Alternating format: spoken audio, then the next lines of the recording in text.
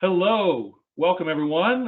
This is episode 5 of the Ed Non-Tech podcast, coming at you rather quite sooner than what we had done before. So this is coming at you within a matter of 3 or 4 days rather than the customary week plus. So for that, we have my excellent colleague over here on my right.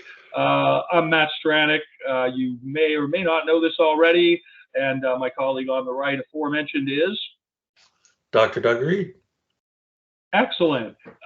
So I guess just in keeping with what we've done in the past and what's starting to feel like a pretty okay format for the show, I'll just do a quick rundown of what's kind of going on with me lately, vis-a-vis where we are with this topic and such, hopefully, and then Doug will kind of do a similar. So I'm just going to say that really my week in terms of, like, I'm feeling pretty, I guess, to use the term, affected by the seasonal change here in Kamloops, where over the past couple of weeks it's gone from what had been a pretty mild fall to just straight on full winter. Now, in terms of me being out and about, and just in terms of what my habits are consisting of lately, I've been feeling the need to do things like, clean my apartment, do kind of a fall cleanup, an energy cleanse, if you will. I don't necessarily associate that specifically with the seasonal transition, but it does sort of, put me in the mind of that. I've been extremely interested to be engaged with this podcast, and it seems like a pretty viable thing that we're doing, unless Doug, decides otherwise. This is going to be kind of a foreseeable activity. And before turning it over to Doug, I'll just give a shout out that I am here in the unceded territories of the Secwepemc Nation here in Secwepemc, where again, as we mentioned in our show notes and whatnot, this is the home, the ancestral home of the Secwepemc Nation, where teaching and learning have been taking place since time immemorial. And in keeping with that, I'm really trying to get sort of closer to my relationship with the land and with the culture here more generally. So I've gotten the excellent book, Secwepemc People, Land and Laws, which is the most comprehensive possible, I think, look, historical, cultural perspective. I've had this book by Marion and Ronald Ignace, basically when it came out. I left my copy in my office, what was formerly my office at TRU, in the hopes that whoever inherited that may put it to some use. So again, I've just already, to get into the seasonal transition, in fact, just going to sort of the middle of this book, there's an excellent table here which describes, the season of the words, the Secwepemc words, which, again, just thinking about it linguistically, I'm not going to try and reproduce it now. And again, just in terms of that, I mentioned in the previous episode, Celia Hag Brown is her correct full name, and she's an incredibly accomplished academic, worked in Ontario significantly. This is 20 years ago. She wrote this book, Resistance and Renewal, Survived the Indigenous Residential School. And again, her new book is literally out basically this week, sort of as a follow-up to that. And a couple more things. Gary Opperton, again, local Secwepemc writer of some friggin' renown, international renown, including his latest book, Bent Back Tongue. Whiskey Bullets is one of his earlier ones. And last but not least, because everybody, I think, in this country needs to be more cognizant of this issue, Highway of Tears, Jessica McDermott. So, not to friggin' give you my whole Oprah's book club thingy, but this is just what's been incoming, and I'm hoping to have that inform my perspective a little bit more in the weeks and months to come. So, thanks for allowing me a very overly long intro there, Doug. Oh, no worries. No worries, Matt. I enjoy where you're coming from. So I'm Doug Reed, and I'm honored to be in Mi'kmaq territory on the east coast of Canada. And there were so many things. Every time you do your intro, I'm like, oh, if I had this thing or if I had that thing. Like I have 3 different orange shirts for the missing and murdered Indigenous women. And it's like, I should have been wearing one of those because it matters and we got to deal with it. And I did a bunch of driving around with my wife this weekend, and she's got the little piece of moose hide in the car that like people stick to their shirts and stuff to help commemorate that. And I keep saying, can I get one of those? How do I do that? So I'm working on that. I'm working on getting one of those. Additionally, when you talk about coming closer to the land, I just went and picked up apples. And what I'm going to do is, like, I went to Cavendish, where Anne of Green Gables was. It wasn't written there, but you know, it was put together. I can I just interject and say that I love the fact that you're in PEI, and I love that we can just throw in Lucy Vaughn Montgomery and Anne of Green Gables like in any given episode, and it's not superfluous at all. Okay, No. so that's a win. That's a win for Can Lit right there. I'll be quiet. Please continue. No, yeah, no. So we went to the homestead where she spent a lot of her childhood, and there's a couple of apple trees, and they look old, so I picked up some apples because they're just lying on the ground. So are you calling those Anne's apples? There's got to be some kind of charming narrative where she gets like in a crab apple fight with Gilbert Blythe or something, or gets I haven't got that far. Crab apple cordial or something. I mean, I don't know, but well, my hope is what I did today is planted a bunch of the seeds. So I'm hoping something comes up. Like that's me tying myself to the land and trying to learn how to do it. That's like tying the land to you, I would say. Oh, okay. Either way. Douglas apple tree. That's what Douglas's apple tree. If you kind of spread some more of those seeds elsewhere on the island, right? They'll call you Dr. Douglas apple tree. And the story about Johnny Appleseed, he was growing apples that were good for cider, and that's what we want to do too. We made some cider over the spring or over the fall, and I'd love to do more of that. But anyway, that's kind of an aside. So we spent a lot of time outside. Like it was like 18, 19 degrees here all weekend. We had some rain, but I've been resisting putting up pictures of like my patio out there, and not just because it's where I smoke, but also just because it's just there's lots of beautiful things I could photograph, but that would mean leaving my apartment, and I'm sort of in the transitioning into the pit house sort of phase within the calendar, which I couldn't tell you the word for it in Secwepemc, but it's there in that table that I showed you, and it's like the months of October and November, as per our whatever solar calendar, sort of correspond with the seasonal shift indoors and into the pit house dwelling for the winter season or whatnot. So yeah. So what I want to do then is jump into. Initially, the topic I had come up with was technology is more important than any tech tool.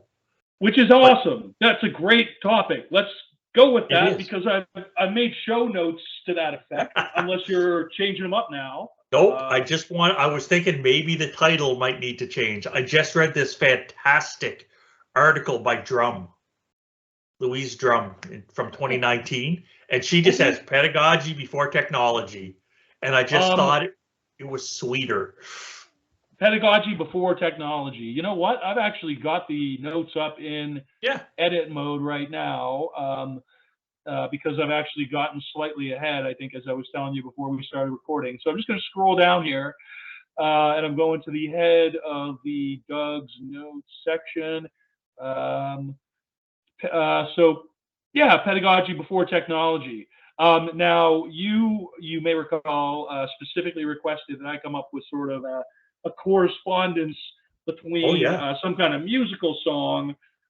So I'll just disclose right now what I came up with because I completely and wholeheartedly agree with your tagline. And so that makes me think of what we all want.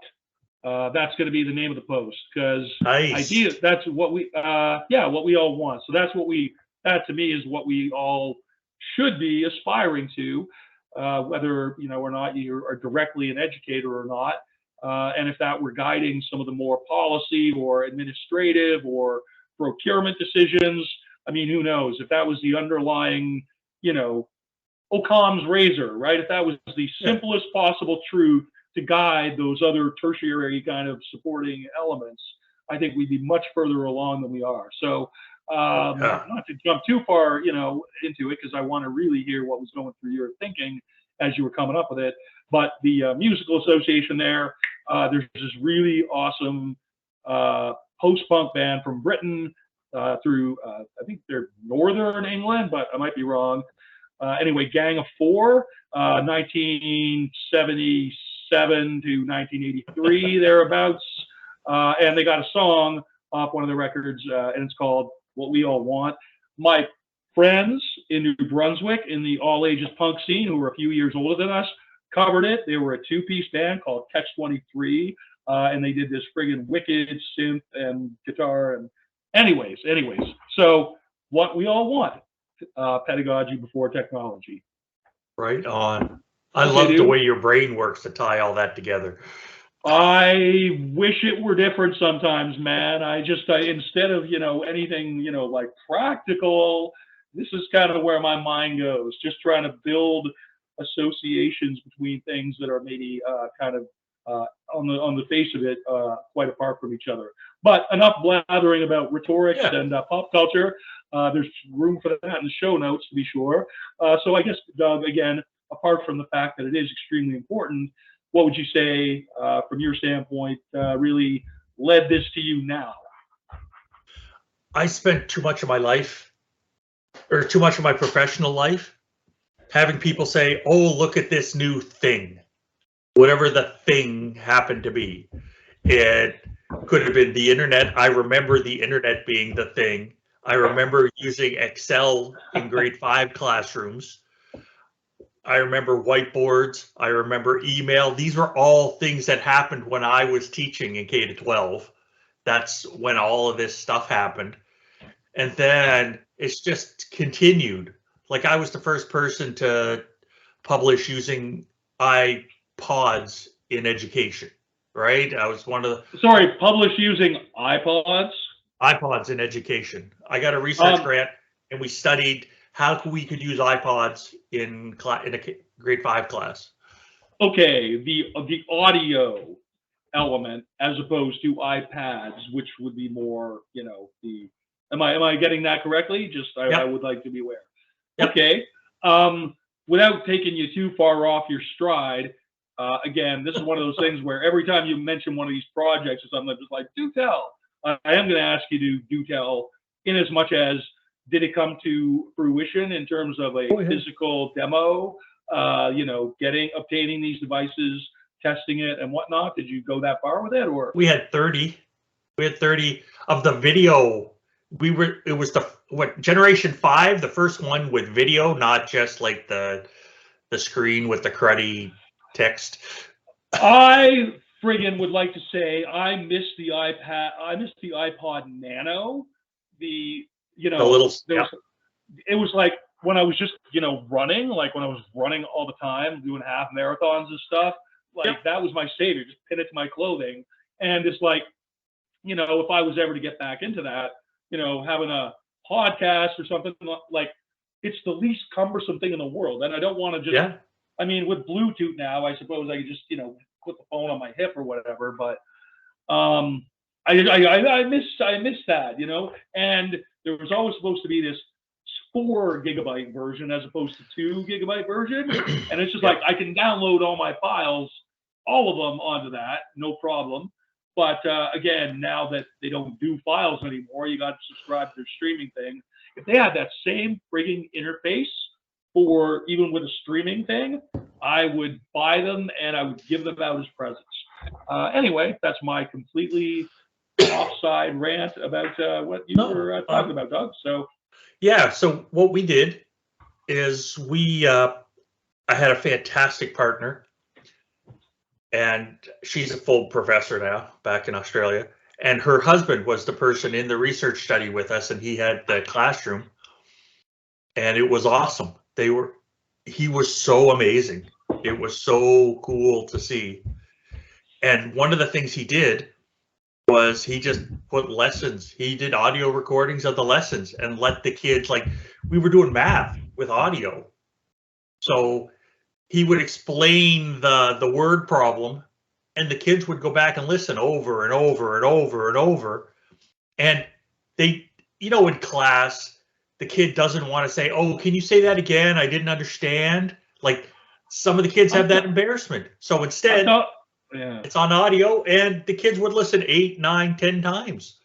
I'm telling you, man, like all of the articles and accounts of practice that I have encountered, since sort of going into this general, curricular / technology / instructional design kind of area, um, all of the good practices from within that, that I've encountered sort of encourage both choosing multiple formats, but then also the effective benefits for students who are shy or Yeah. reticent. I mean, this is one of the uh, benefits supposedly of message boards, which again I would contend do not need to exist strictly within an LMS in order to be out there doing what they do. But apart from that, strict bias of mine, the anti-LMS slant. Apart from that, yeah, like for kids who just don't want to engage on that particular thing. And yeah, okay, so that's awesome, dude. Um, I don't mean to take you further No. off track than where we were already going. So I guess what I would just say then is, apart from just that sort of fascinating brief account of that particular project, are there any current events or motivators, or I guess what got it in your mind, to do this week as opposed to something else? Again, just strictly curious. The big thing was uh, a dean of education, who shall remain nameless, Okay. made a comment that said, "We don't need ed tech in our faculty because all of our people are experts already because COVID happened and they all learned." And then 2 days later, I find out that they still don't know how to they don't know how to upload video to an LMS. They don't know how to connect their computer to the auditorium lecture system, right? They still can't do any of those other things. So if they can't do that, what pedagogy are they using, right? Like, because I think I hate to say that the instinct of admin just sort of seems to be like, well, they took a 2-hour seminar once 3 months ago, so now they're fully knowledgeable. I think again, not to be like all like there should be a low intensity but meaningful accreditation, such that faculty would be sort of mandatorily required, like when you're doing your WMIS training. I don't know how many friggin' times I've done women's training for jobs. Those modules. It's just me like, here are the 4 platforms and or things. I'm just picking 4 as an arbitrary number. Again, just like before you can report the week, you kind of got to get this, training. It's to just sort of, prove that you're capable of navigating this. And I guess what I'll just say, because it's on, I kind of have it on the other monitor. One of the things that I've sort of been impressed with is the range of professional development offerings offered by particularly BC Campus. That's my here in BC, but then also eCampus Ontario. I think between the two of them, and particularly with eCampus Ontario, they have this really excellent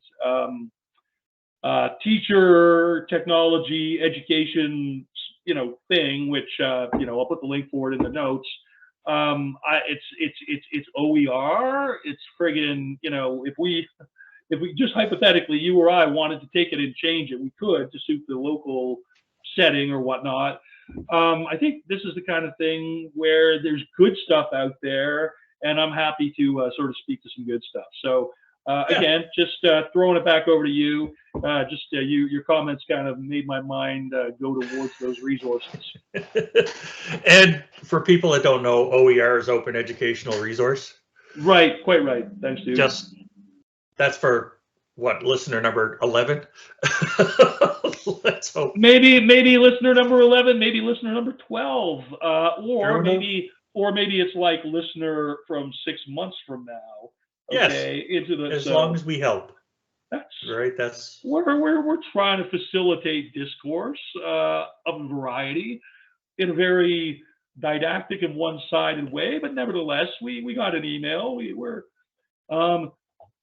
That's riffing off of one of those visuals that you sent me, dude. By the way, so. Oh, okay. Anyway. So to jump back into pedagogy before technology. Indubitably. This drum article, of the reading that I've done for these podcasts, this drum article knocked me for a loop. It was the best article. I could talk about this article for an hour. I loved it so much. So instead of talking about it for 1 hour, talk about it for 1 or 2 minutes. It cuts right to the core of the BS. It cuts right to the core of, I know how to do this, right? I've been doing this for 20 years. I know how. And it's like, no, you're not. It's not just flexibility or engagement or enhancement or leveling. Like, it's all of the things. And it relates to your content. And that your relationship with your content and your knowledge comes before your technology choice. And she breaks it down beautifully. Like, it's so great. And they call it like folk pedagogies from Olson and Bruner. And I just love that. That's a great term. That's a fantastic term. It makes me feel good. It warms the cockles of my heart. I might have to bleep that out, dude. Cockles. Why? I like cockles.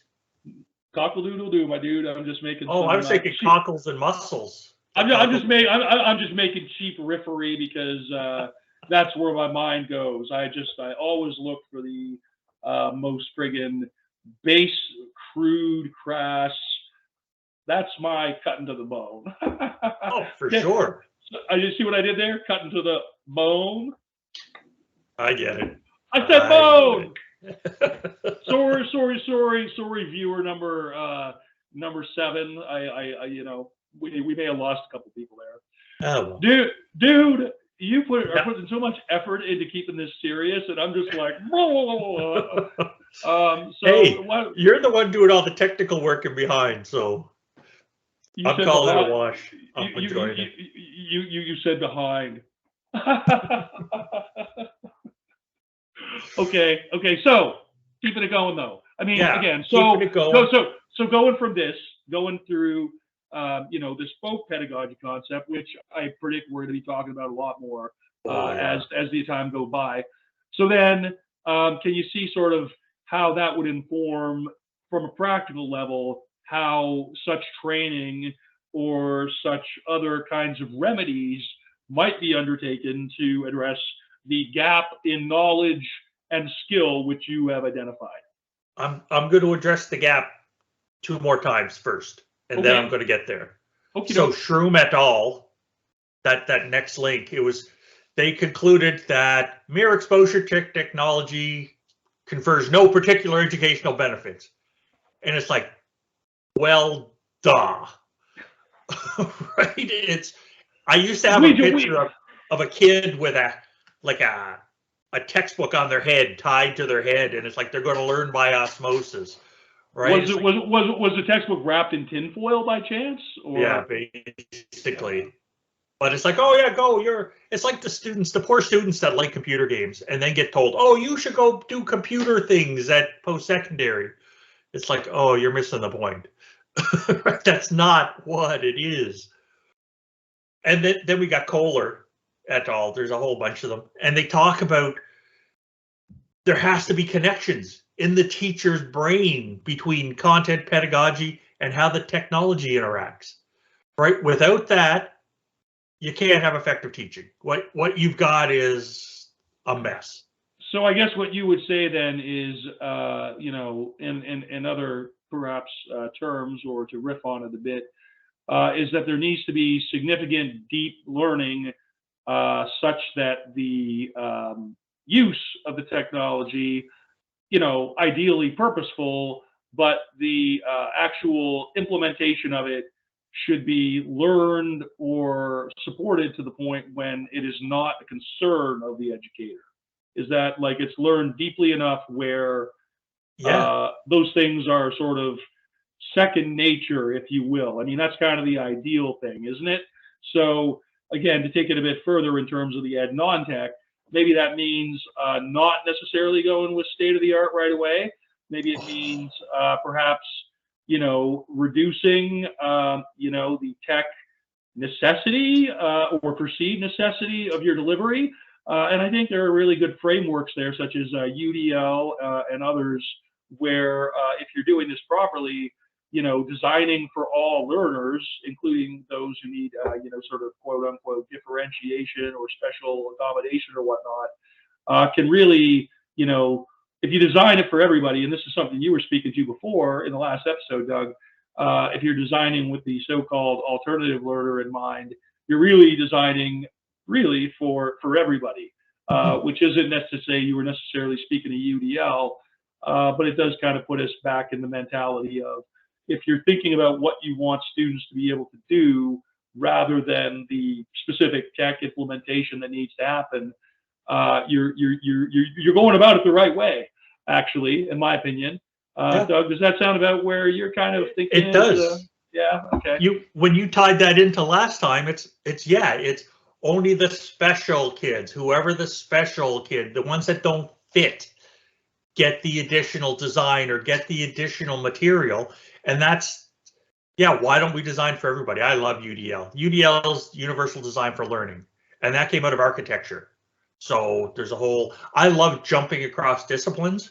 I was talking to a sociologist one time, and he's like, you educators, he goes, you don't think deep enough. And he made a comment, and at the time it really ticked me off.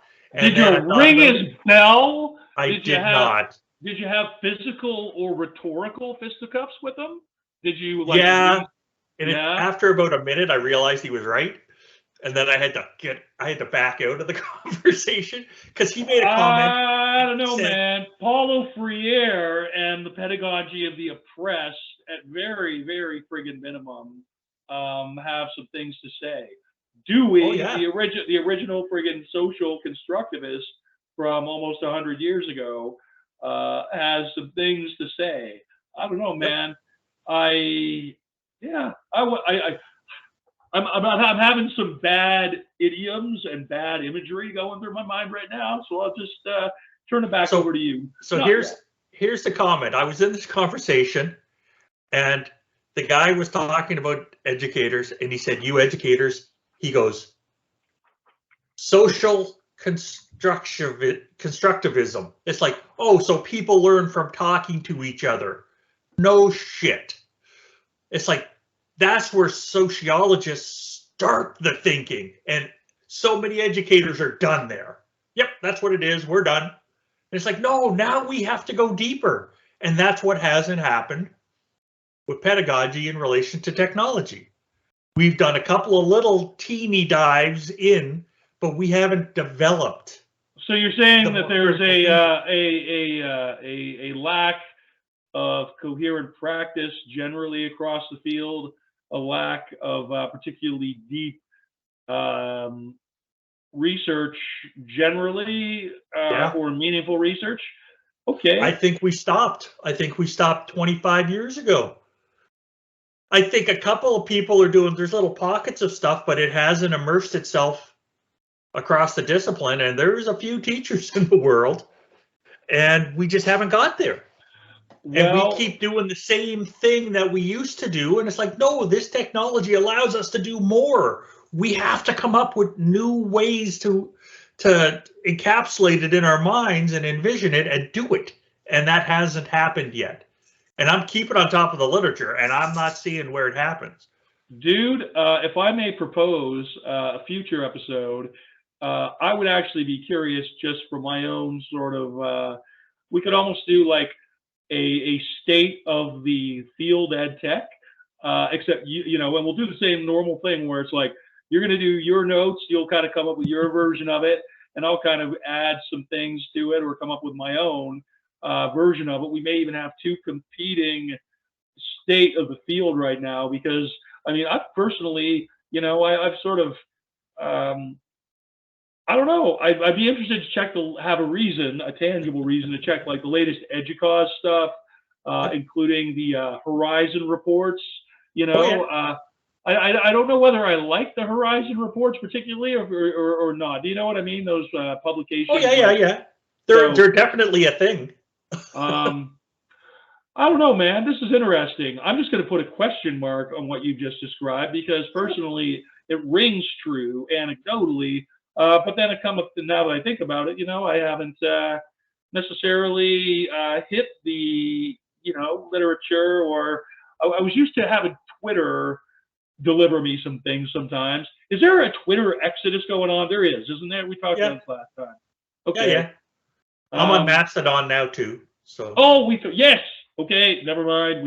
Yep. It's all coming back to me. Okay, so what else would you like to say about this, Doug? I mean, beyond just the fact that there's a deficiency or an opportunity, I guess I'd rather put it in positive terms. There's there's a need, there's an opportunity in your mind for significant, you know, research and or accounts of practice and or I guess broad conceptualization of the interaction between the learner and ed tech sort of generally. Is that somewhat true to you? I think that this is an exciting time for anybody doing research, because that is wide open. Like if you talk to 10 teachers, 100 teachers, 1,000 teachers and say, give me a definition of pedagogy, I bet they can't do it.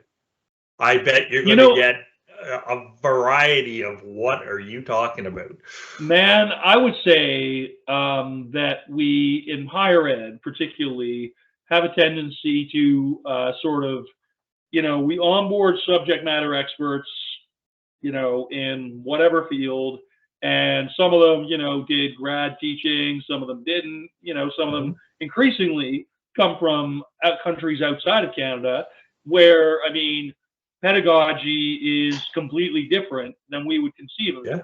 And personally, I don't necessarily think we do enough to tap that and use it to our advantage necessarily. But apart from all that, I think you're quite right, dude. I mean, a couple of like intro to university teaching kind of things from teaching centers, as valuable as they are, is not really anybody's idea of like pedagogical training, right? So, as you say, lots of opportunities there, right? So there's heaps. It could be so exciting, and part of the big problem is, since we don't have the pedagogy yet, right? We don't know what technology to use to share the potential pedagogy with the next set of educators that are coming through, right? Like, and if honestly, if you take a post-secondary contract, if you have somebody that's on tenure track or whatever, just teaching, Yep. take a look at how they're rewarded. Oh, how many publications did you bring in? Cool. Oh, your teaching was adequate? We don't care.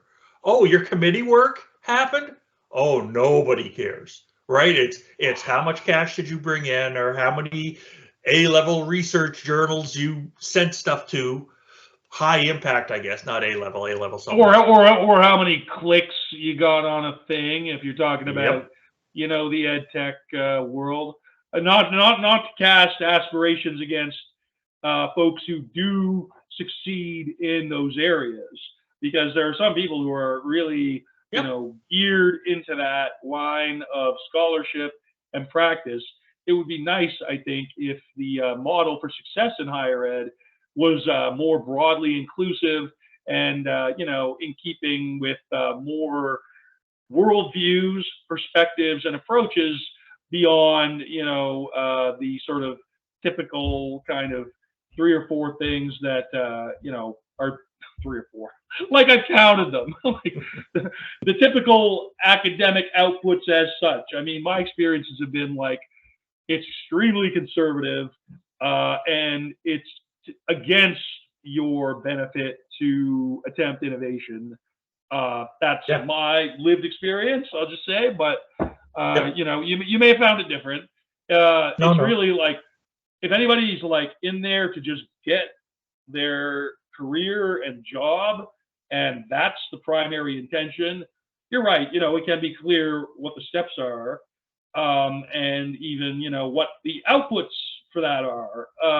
But again, I don't know what I'm trying to say. I'm not to say it's sour grapes, surely, but maybe I am a little bit. Anywho. Hey, we have our lived experiences, man. We do. We both have terminal degrees in our discipline, man. Right? And we both worked at the same spot. And I was just like, I sort of described this thing to some people, and it's just like, one of the things about it is, we're from the Maritimes, both of us. We have, apart from, we've worked at the same place, however briefly. Can I just ask you, you were there for like what? And again, I won't go deeply into this at all. It's just a matter of satisfying curiosity. A year plus was it for you, Doug? Or 13 months. 13 months. Okay, that's what I thought. Bring a thing due. I was there for 4 years. Not that it even matters. Okay, dude. So in terms of identifying and scoping out this very important ethos, I think it's good just to raise the flag. I think for the purposes of this podcast, I think just saying, in case it's clear, this is not just a satirical, effort. This is not just, wisecracks and, some legitimate practice and scholarship. It's really, we're taking this, I think, to my mind, with good intentions and, somewhat seriously. So, you want to have an ethos for this thing, apart from, we like to have some jokes, apart from that kind of deal, and then it has to be fun. Pedagogy before technology. When I was in the doctoral seminar with my ed tech cohort about 8 or 10 years ago, that's what was in the room. That was completely like with the professors who came in there, and all of us who were sitting there from various parts of Canada and a couple from the United States. Like, that's how it began for us. Yeah. So good choice, man. Good choice on this. Was there anything else you? I want to just pick at the word digital pedagogy for a second. Okay, please do. Because Salin et al. Had digital pedagogy is defined as the integration of ed tech into teaching and learning for effective curriculum delivery. And that definition, I hate. I don't want to deliver curriculum. I want students to learn. There's no concept in there about students, right? It's a delivery system. It's like, oh, that's what's wrong with, like, you have comments about LMSs. I kind of know I might know what you think of an LMS. Well, dude, you're making a good tie-in to what has been a consistent run through for this, metaphors in ed tech, in as much as, if you're talking about, I know what you mean. Like, delivering the education, like using these, phrases from instructional design fields, or, from the so-called behaviorist, sort of militarized slash, Yeah.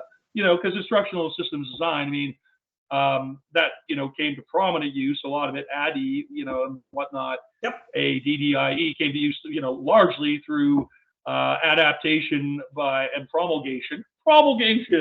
I might have to Hey, bleep I like that out. word. Yeah, through the U.S. military, right?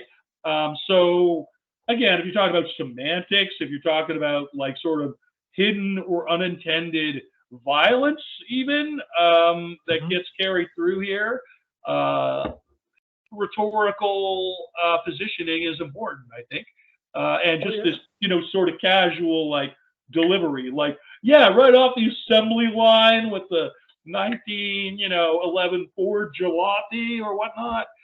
It sounds antiquated, sounds mechanistic, and there's a hint of rhetorical violence there. But that's just me, Yeah. from my language nerd kind of perspective. So, You're raising some awesome points, dude. well, it's I don't know if you read the Crompton et al. Article. Digital Nope. pedagogy requires teachers to have knowledge of how to integrate technology, the subject matter, and pedagogy to achieve learning outcomes effectively. And again, right? I like it way better than the other definition I just gave, but Man, where the hell is the student? There's still no student there. so a good definition or reference point then for any concept or terminology, broadly speaking, across e-learning, I think maybe more reasonable, impactful, relevant, however you care to describe it. I guess more fathomable is, if the student or the learner is in the concept. If it's in the first two sentences, say, then it's going to have more credibility. It's going to have more weight. Would that be true? Yes, because that's my bias. I was originally a grade 5 teacher, and then a grade 4 teacher, and a grade 6 teacher. How long did you do that? I know I've asked you this before. How long were you? I did it for 9 years, all in. And Dope. I watched Very the dope. kids. I watched the kids go from like kindergarten to grade 6, where it's about the child. The child is the center, and then grade 7, it's more about the content or the discipline area. By grade 10, 11, 12, it is definitely about the content. Which provinces, dude? Can I ask? Alberta, Nova Scotia, BC. You got teaching licenses for all three of those, do you? Yeah. Frig, man, that's dope. Okay. Anyhow. Geez, my wife's got more than that. My wife's got Saskatchewan, PEI, and North Dakota. So you're an educator married to another educator. Yeah. Friggin' dope. But the K to 12 definitions I like better, because it's talking about communicating, engaging, and learning among learners and parents and teachers. And it's like, we're making it a community. It's not, learning isn't just that thing you do there. It ties back to the lifelong learning podcast we did a couple of times ago. And just, first of all, I have so much respect for our K to 12 colleagues. Oh, yeah. And in an alternate universe, I'd be doing that in a heartbeat. Now, second to that, you're talking about community. I'll just say that again, from where I come from within the discipline, the community of inquiry framework, that's one of the things which I think is part of, why it resonates as much as it does, is, you're talking about a community of learning first and foremost, even within that definitional term, just even within that term, if you unpack it semantically and epistemologically and ontologically, all of that refers implicitly to the learner having at least an equal state, presence, if you will, a presence of equal weight and equal worth to the educator, right? Which again is not the hierarchical, or positional thing, which I think is sort of embedded within a lot of these kinds of other theories and approaches to learning, such as some of the ones you've been sort of mentioning here, bud. Mhm. Now, just to jump down, the first picture I sent you, the "Are you happy" picture, Oh yeah. right? I know it's meant to be silly, and I did it work? Did you like it? I'm just saying, man. I used all of them. I didn't do. Yeah.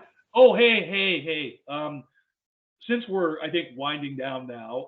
First Mhm. of all, that graphic is rad, and I placed Thanks. it front and I placed it prominently in the thing. Second of all, if you're worried about stuff being silly, I would just say please look at my part of it sometime because my part I of it am. is extremely silly. And then third of all, what did you think of the H5P galleries on the last one, dude? I loved it. And I loved your shout out to we're using H5. I like H5P. I think it's great. I again, like if we ever sort of get into a thing where we are like just doing like episodes on particular tools, Yeah. and I'll just say that there is a sandbox that goes along with this course, this series. I haven't put up anything since there just before Thanksgiving, since we first got started. It seems like a long time ago, but it really isn't. But I am looking to starting to populate it sort of as per Christmas time in advance of the new semester. So it's almost like a fake LMS vis-a-vis WordPress, and it's Yep. going to have some technical experiments in it, including some, I think maybe I don't know, man. I may pick through some of these graphics you send me and H5P size them, Cool. for enjoyment and for some supplemental content rather to this extremely serious, educational, and beneficial podcast. What I liked about this, Are You Happy? And I'm agreeing with all those other things. I'd like to do some, like, here's half an hour on this thing. And and get into what, like, we both been doing PD for a long time. so Long it would enough be to hit nice to myself in flex. the head and knock myself out of the chair and remain unconscious and wish I could wake Yeah, up and forget about half of it. But anyway, true good enough. call, dude. Yeah. But Okay. with the Are You Happy graphic, if it Yep. says yes, keep doing what you're doing. The problem is technology won't let you. You have to change it. And people don't want to change. They've had enough change, right? Nobody likes change. And there's a great, I worked with a content expert at TRU, and he said, change is inevitable, suffering is optional. And I just love that line because I hate change. And man, I have suffered through some changes. And with other changes, I haven't. It's like, okay, we're doing this now. Okay. And the little cartoon about the firefighters, that's just because I mentioned writing Man, opinion stuff. I took that as to represent the multifaceted fuckery story, Doug. I'm gonna have to No. bleep that out. That takes place within higher ed labor in general. I'm just like Yeah. between sessional people getting taken advantage of, between grad students even producing academic labor and not being properly credited. I mean, the whole industry is the whole sector. I mean, it's just these little. Yeah, again, Yeah. I just assume bleep the F word. I probably won't, but it resonated, dude. That's what I'm saying, man. That graphic resonated. So. And the last one is an oldie but a goodie. It's the Yep. learning PowerPoint for eternity. This is what happens when pedagogy isn't included and things don't change. Right? Like, There's this is our well, recently updated torture chamber. you also and that one's dope. But then you also got the "What do we want?" respectful discourse graphic. I got that in there too. Oh, yeah. So, yeah. So again, didn't feel the need to throw them into No. the H5P, but they are. I used all of them to close out the post. So I guess I would just say I'd really appreciate anybody who's watching, anybody who's listening. We are going to get this up on a more broadly distributed platform, including Spotify and whatnot. Personally, that's on me. And personally, I've just gotten quite comfortable now with the present process and format. So I guess maybe after 4 or 5 more days, I'll be looking at switching it up again as per, getting it out there more than we already are. Doug, was there anything else you wanted to add before we close down here, bud? Other than thanks, and I think you're being too hard on yourself. It's okay to get to that plateau. You've learned your stuff. You're doing whatever. It's like, yeah, take a breath. Enjoy the view. There's always going to be another mountain to climb, so we'll get there. But not today. Yeah, Today we're taking a breath. I appreciate that, man. This is coming from a certified meditation teacher, which we haven't Yeah. spoken nearly about on here. But yeah, okay. I'm gonna press stop recording, and Okay. again, Well, thanks to everybody. thank you so much. Thanks to See you everybody. next time. It's always a pleasure, dude. Take care. Okay, bye bye. You too.